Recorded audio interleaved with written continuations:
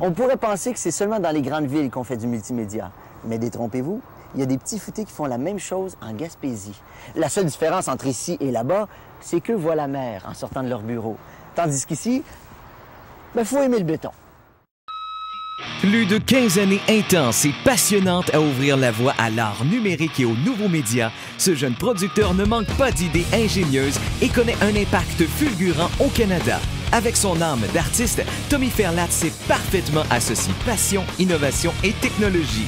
Les nouveaux médias sont son univers et il n'y a rien à son épreuve.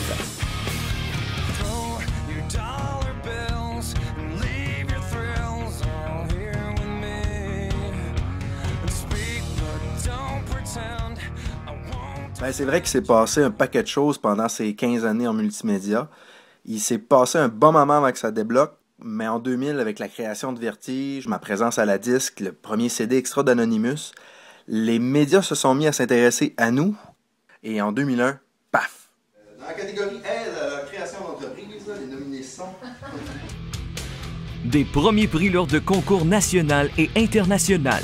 Le MIDEM, le Milia à Cannes. Les artistes commençaient à parler de Tommy. Le premier but était enfin atteint. On se transporte maintenant au studio Théâtre C'est quoi où Patrick Marcellet nous attend en compagnie des Mectomiques. Bonsoir. Allô, allô. Là, écoutez bien à la maison parce qu'il y avait donc hâte d'en parler. Et que ça, on voit pas ça souvent. Et d'ailleurs, il faut acheter le disque parce que si vous le copiez, vous l'aurez pas. On a une partie CD extra sur l'album. Sur l'album, il y a quelqu'un qui a travaillé fort. Le magicien d'ailleurs, Tommy Ferlat et son équipe qui ont fait la conception du CD-ROM. Ben, je dirais le CD des mecs comiques puis le lancement au studio Théâtre de C'est quoi, ça a été à ce moment-là qu'on a pris vraiment notre envol. Ça a été une expérience qui m'a fait connaître plein de monde, comme André Waters, Maxime Roy, Michel Barrette, Véronique Cloutier. Petite anecdote, après le lancement, on avait un souper dans un resto, puis c'était bondé de monde. Et Jeff s'est levé, il a fait taire tout le monde dans le restaurant pour que Véro puisse me chanter Bonne fête à la manière d'RBO. Je dirais la fois où j'ai été le plus gêné de toute ma vie. Des chansons originales, il y a aussi quelques sketchs, mais il y a aussi un gros bonus. Oui, il y a une partie multimédia, c'est un CD extra.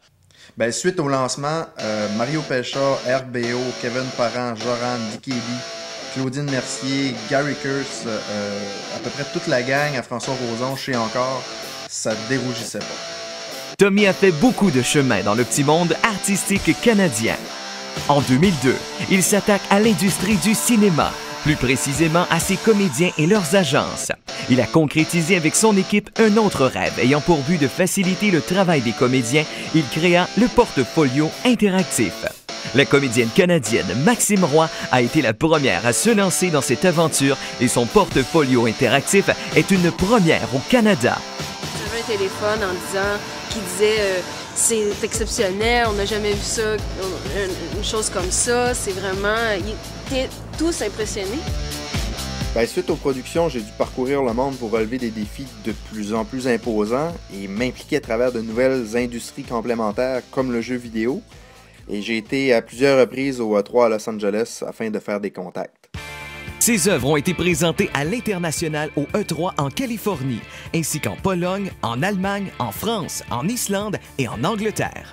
Hey, bonjour tout le monde et bienvenue à Los Angeles. Avec ses différents projets audacieux, il a remporté une panoplie de prix et distinctions. Premier prix national au concours québécois en entrepreneurship 2001, catégorie service. Gagnant du prix Québec-Amérique pour la personnalité la plus en vue d'exporter avec les Amériques. Avec la réalisation du CD Extra Instinct de style bande dessinée du groupe Anonymous, le créateur s'est vu décerner le prix du Mime d'Or 2001 pour le meilleur CD-ROM grand public.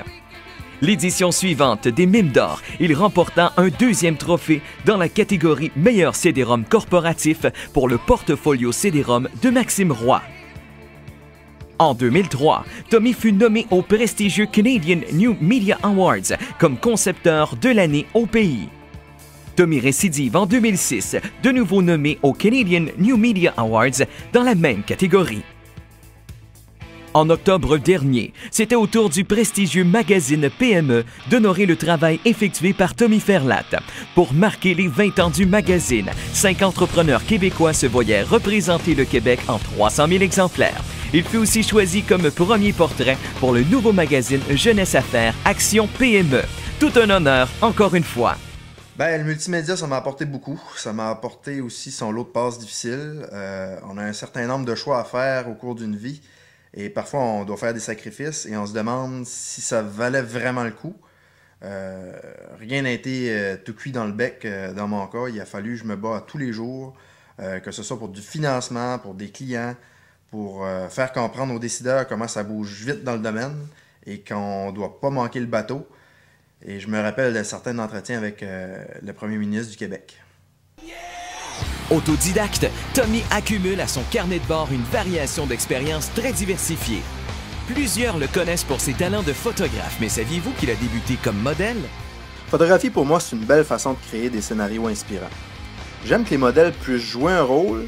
J'aime ça aussi que les gens puissent regarder mes photos et s'imaginer une histoire. J'ai exposé à quelques reprises, mais j'aimerais beaucoup présenter mes plus belles photos de mon tour du monde d'ici 2 ans. Ensuite, Tommy ne s'est pas arrêté qu'au métier à l'arrière de l'appareil comme vidéaste ou photographe. Avec le projet Trésor caché de la Gaspésie, Tommy récupéra son expertise en tourisme et proposa un projet innovateur sur Facebook où il allait devenir, sans le savoir, l'animateur des capsules touristiques. Si je vous dis Percé, vous pensez à quoi? La mer? Le rocher? L'île Bonaventure? À Percé, il y a plein de choses à voir et à découvrir. Nous sommes présentement à la rivière aux Émeraudes.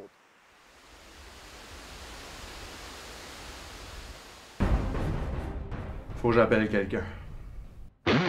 En 2007, il effectue le saut en enseignement collégial à même le programme technique d'intégration multimédia.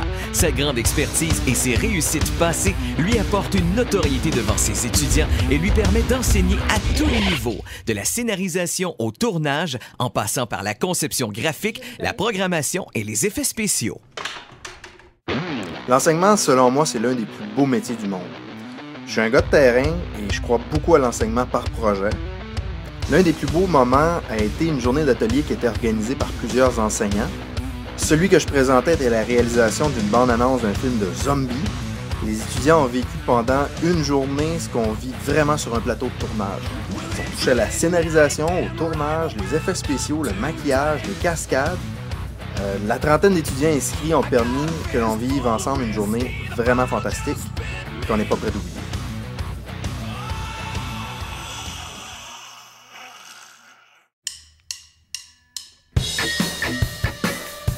L'homme aux 1001 projets à la tête pleine d'inspiration et de rêves.